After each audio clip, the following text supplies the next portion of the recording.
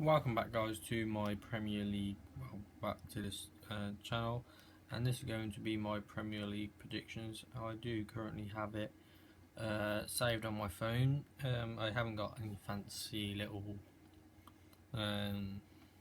screen thing that you can see.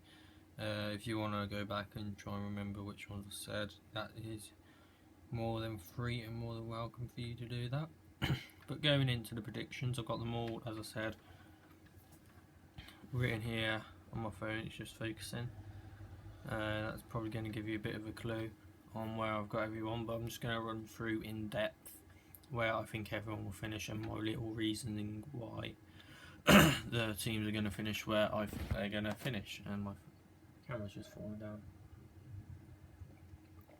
So, getting into the first place, not first place, I'm going to go from 20th to first. So basically in 20th I've got one of the newcomers, and one of the newcomers is Huddersfield. Personally, I don't think their squad isn't where they should be.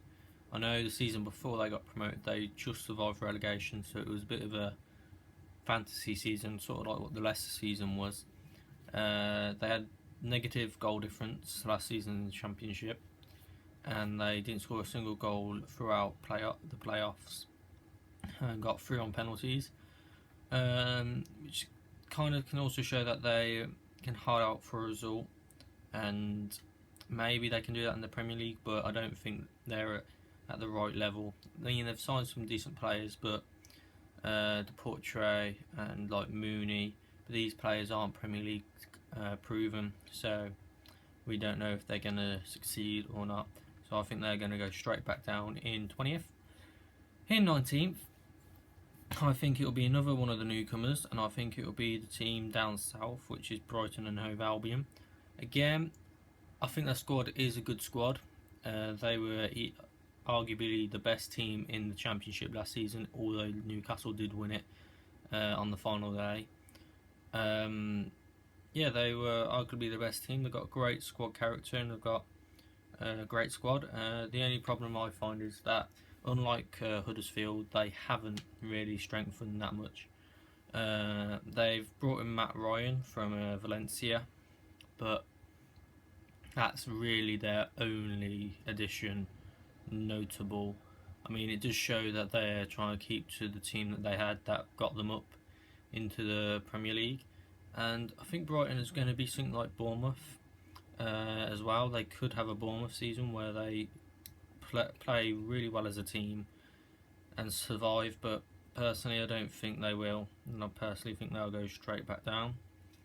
Completing the relegation spots, it's out of there's the 3 next clubs, 3 next teams I think will all be fighting, and it's going to be like last day, last couple of games, sort of when it's going to be decided.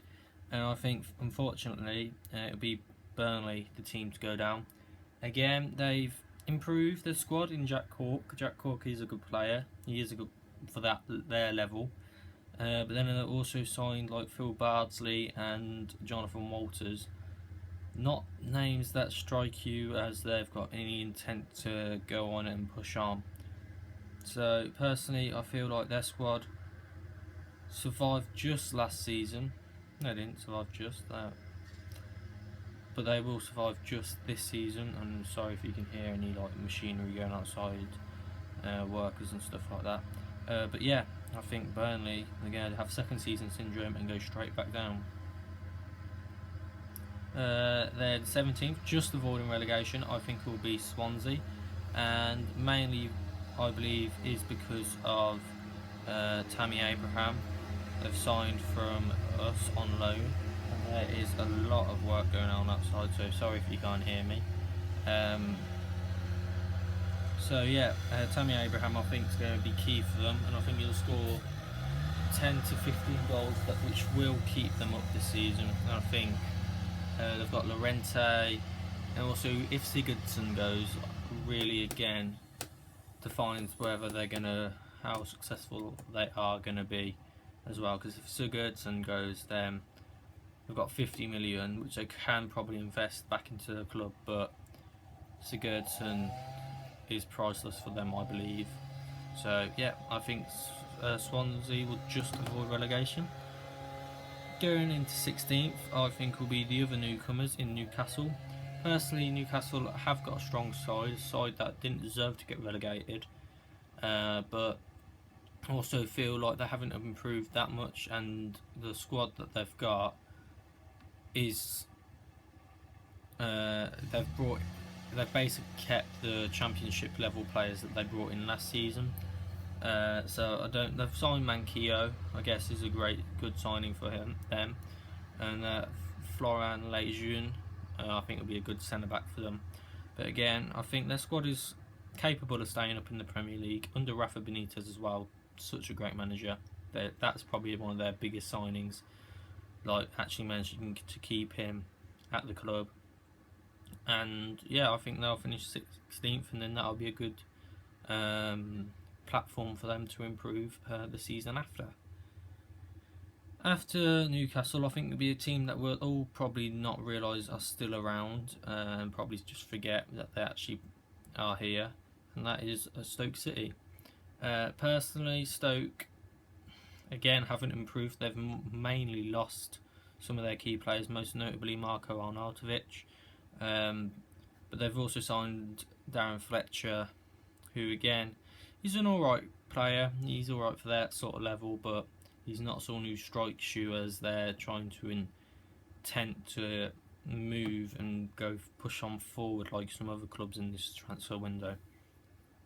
So I think Stoke will just have a nice Stoke season, and they'll finish in 15th, which I think is alright for them.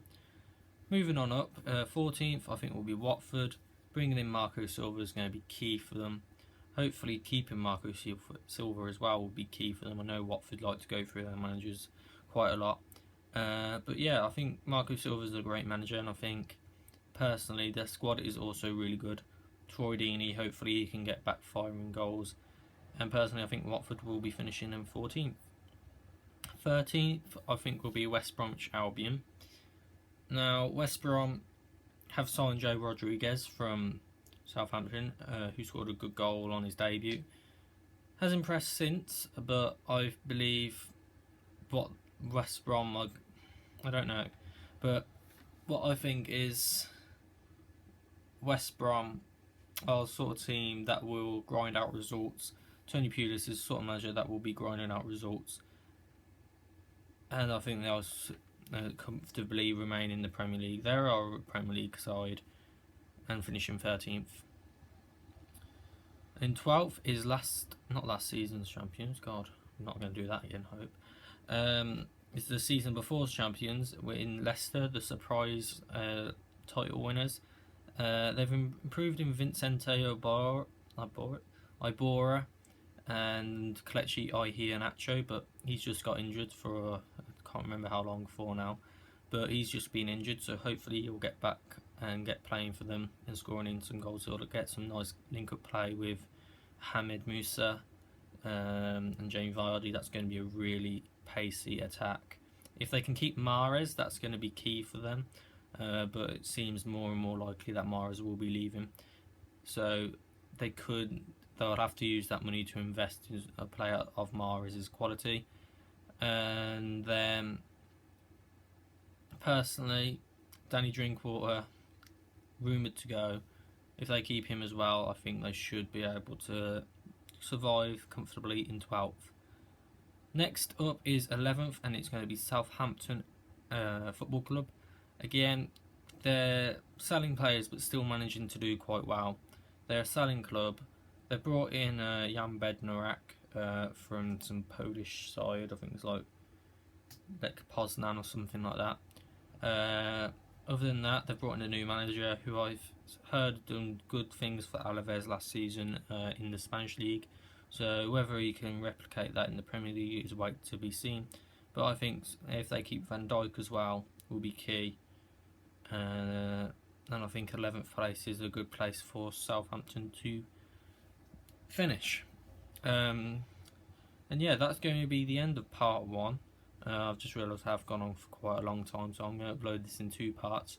This is part 1, and this is going to be 20th to 11th, and then in part 2, which I'll upload later, will be in 10th to 1st, which is probably the one that you guys are more wanting to see, but I'm going to split this up into 2 parts because this is going on for quite a long time. So yeah, if you have liked this video, please leave a like and do subscribe if you're new around here. Hopefully my Arsenal career mode will be getting out soon. It won't be as soon as I thought, but hopefully I'm sorting out the video and the voice over, and hopefully that's going to be sorted, and then once that's sorted I should be able to upload again constantly. Probably get a season or 2 out for the Arsenal career mode before moving on to FIFA 18. If you have any ideas of what teams I should be using for FIFA 18's career mode, let me know in the comments down below. Also, if you want me to do an F1 2017 career mode when it comes out, if I'm able to actually get it when it comes out, hopefully I should be able to. If you want me to do like a My Driver career mode on that, let me know, and I can do like some sort of career mode involving that, because I'm really enjoying F1 at the moment, really getting into it. Other than that, that's going to be the end of this video. Hopefully I'm going to be uploading some songs as well over the next week or so, and also I'm thinking about doing a Q&A. So there's going to be a lot of videos hopefully coming out to this channel in the foreseeable future.